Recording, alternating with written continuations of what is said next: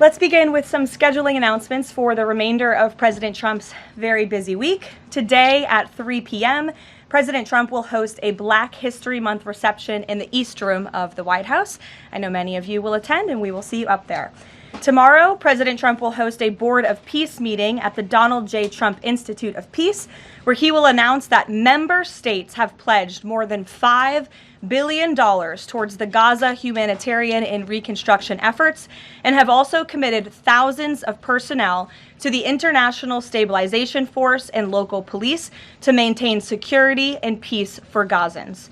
Tomorrow afternoon, the president will travel to the great state of Georgia, where he will visit 2 local businesses and give a speech on his efforts to make life affordable for working people. On Friday, President Trump will host a working breakfast with governors in the East Room here at the White House. And on Saturday night, President Trump and the First Lady will host the annual Governor's Dinner. Next, I'd like to provide an update on the economy. We're seeing promising signs every day that 2026 is going to be a record successful year for the American people, just as President Trump promised them. The January jobs report shattered expectations, highlighting how the president's pro-growth economic agenda is fueling American prosperity. The economy added 172,000 new private sector jobs to kick off the year. That's more than 2.5 times economists' predictions. The labor force participation rate went up while the unemployment rate fell. The prime age labor force participation rate is now at its highest since 2001. Most importantly, 100% of all job creation under President Trump continues to be in the private sector. This is truly remarkable. That's 615,000 private sector jobs that have been added in President Trump's second term thus far. These are real working people. These are real American families who will be living out their American dream. Meanwhile, federal government employment has shrunk to its lowest level since 1966, saving taxpayers $29 billion annually. And all of the net job growth under President Trump has gone to native-born Americans, ending the disgraceful pattern under Joe Biden of job gains going to non-citizens and illegal aliens. Additionally, on inflation, the new CPI report is even more proof of the progress made by President Trump. Despite all of the doom casting from the so-called experts, the president has managed to utilize powerful tariffs to secure trillions of dollars in investments into our country and rebalance our trade deals while simultaneously cooling inflation. Year-over-year inflation fell to 2.4% in January, beating expectations again and marking the lowest level since May. Core inflation, the best measure of inflation, dropped to its lowest level in nearly 5 years. Meanwhile, real average hourly earnings for all private sector workers rose in the month of January, which means more money is going back directly into people's pockets.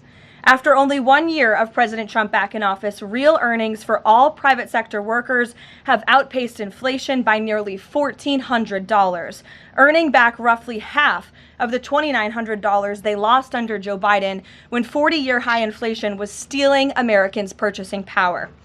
President Trump's policies are and will continue to allow Americans' incomes to go further for bills, retirement, and achieving the American dream. A key part of the American dream is buying a home, and that is finally becoming more affordable under this president. This past week, it was announced the annual mortgage cost for a new home has fallen by $4,000 so far under President Trump, after rising by roughly $15,000 under Joe Biden. As a result, mortgage affordability has reached a 4-year best following recent bold action by the president to make home ownership more attainable for American families, not large Wall Street corporate institutional investors. At the same time, national median rents have fallen to a 4-year low and have declined for 6 consecutive months. The annual rental cost for a new rental unit has fallen nearly $100 so far under President Trump, after rising more than $3,000 under Joe Biden.